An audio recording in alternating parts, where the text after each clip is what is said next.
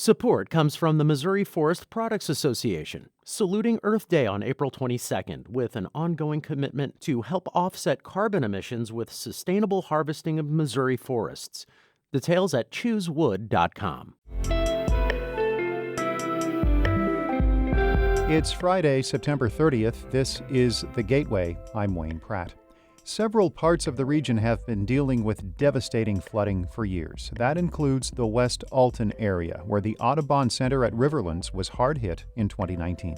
The flood really brought in, invasive species, ragweed, trumpet creeper, poison ivy, all of these unwanted plants. We will hear how an area bird sanctuary is adapting to climate change in just a few minutes. That story is part of St. Louis Public Radio and NPR's Next Generation radio project. A state income tax cut is headed to Missouri Governor Mike Parson. St. Louis Public Radio's Jonathan Ahl reports on the action during the legislature's special session. The measure would reduce the state's top income tax rate to just less than 5% and sets up provisions for it to go lower if economic conditions are met. Republican Representative Bill Kidd from Jackson County voted for the measure, but says legislators need to reduce taxes that affect poorer residents, namely property and personal property taxes. If you're a low bracket income earner or you're a fixed income earner, this tax cut's not going to really do much for you at all. That's the truth. The House rejected an attempt to reduce corporate tax levels and an amendment that would have reduced sales taxes on personal hygiene products. I'm Jonathan Ahl, St. Louis Public Radio. Missouri and 5 other states are challenging President Joe Biden's student debt cancellation program. Attorney General Eric Schmidt has filed a lawsuit in federal court. It alleges the plan is unconstitutional and says the administration does not have the power to implement it. Schmidt is a candidate for U.S. Senate. He says the plan unfairly burdens the working class. The Biden administration estimates more than 775,000 Missouri residents are eligible under the program. People can start applying next month to have their student debt forgiven. St. Louis leaders are celebrating a new mixed-income housing development next to the future NGA West campus. Developers received grants and low-income housing credits for the multi-million-dollar Preservation Square project. Mayor Tashara Jones says the redevelopment is good for the city. And while downtown is important, we have to make sure that the neighborhoods around downtown are thriving. And that's what's going to lift up the city as a whole. Preservation Square includes nearly 700 market-rate and affordable housing options. The Missouri Supreme Court has set a January execution date for a man convicted of raping and killing an ex-girlfriend outside her St. Louis County workplace. Beverly Gunther was killed in 2003. Scott McLaughlin's execution is slated for January 3rd at the state prison in Bonne Terre. That's 6 weeks after another convicted killer is scheduled to die for the killing of Kirkwood Police Sergeant Bill McEntee in 2005. Lawyers are still seeking clemency for Kevin Johnson. A bronze statue of President Harry S. Truman now stands in the middle of the U.S. Capitol in Washington, D.C. The 7-foot likeness of the Missouri native is the 10th statue of a president in the rotunda. Truman's grandson, Clifton Truman Daniels, says his grandfather shied away from honors and was not a big fan of statues. But were he with us today, he would be honored and humbled. He loved the United States of America. He loved the work of government. He loved this very building. The Truman Library Institute raised more than $400,000 for the statue of the 33rd president.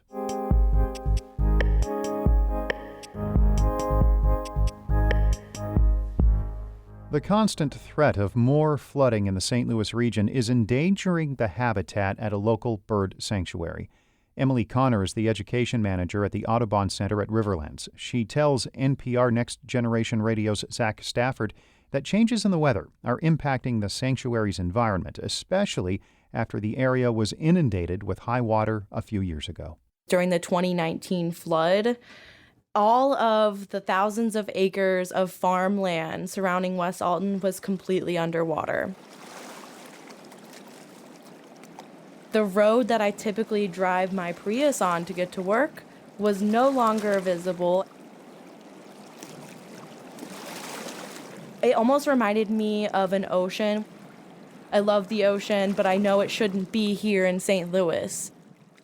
My name's Emily Connor, and I am originally from Oklahoma, but grew up here in St. Louis. And I am the education manager at the Audubon Center at Riverlands.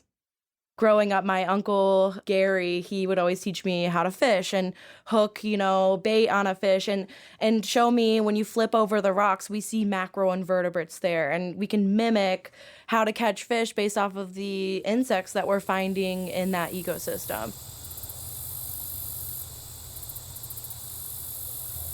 So we are located on the Riverlands Migratory Bird Sanctuary, which is in West Alton, Missouri, right along the Mississippi River.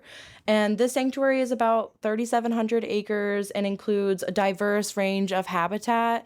We find lots of wildlife that seek refuge here on the sanctuary.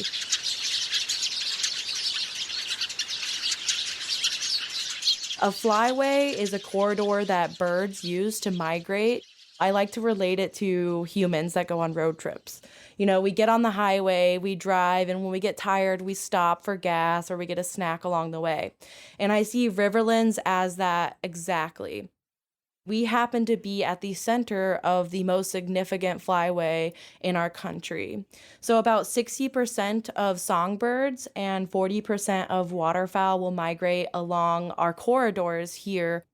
In 2019, we had a major flood along the Mississippi River. All of the thousands of acres of farmland surrounding West Alton was completely underwater. This rendered our visitor center inaccessible for months on months. The flood really brought in, invasive species, ragweed, trumpet creeper, poison ivy, all of these unwanted plants. So when we returned to the sanctuary, we had a homeschool group out here doing a forested hike on Ellis Island. During the flood, it was almost completely covered in water. And some of the differences that we saw, the trails were almost inundated with poison ivy. And a lot of our older trees were dying because they weren't getting oxygen down to those roots. It's really powerful to have that conversation of the hazards that non-native or invasive plants have. And that gives us the opportunity to bring in the idea that climate change has impacted our ecosystems and can be a reason why we're seeing invasive species. It could be a reason why we're starting to see more 100-year floods popping up. I think we need to have more people connected to nature and understanding that we have a hand in this in order to make any changes. Because that's where we can make the difference, is kind of empowering our next generation in an intentional way, socially and emotionally. Climate change is right on our heels, and if we do not make drastic changes now, we are going to see this affecting our lives and our next generation's lives to come.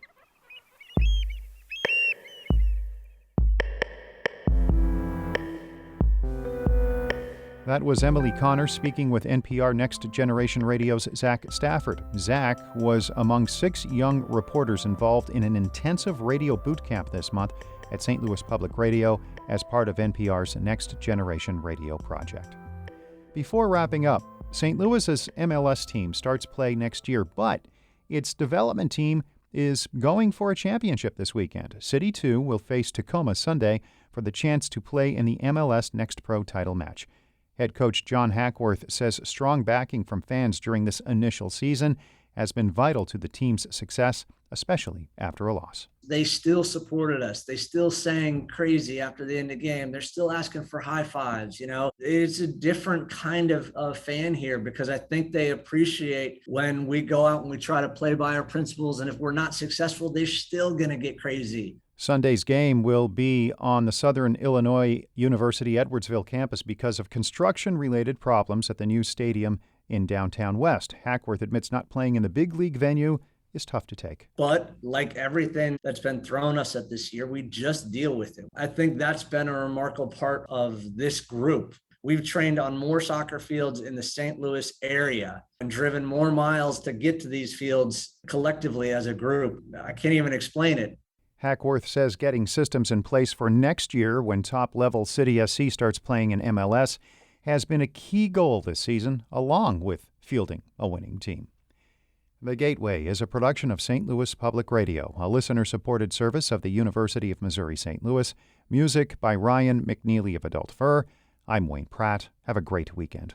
Support comes from the Missouri Forest Products Association, saluting Earth Day on April 22nd with an ongoing commitment to help offset carbon emissions with sustainable harvesting of Missouri forests. Details at choosewood.com.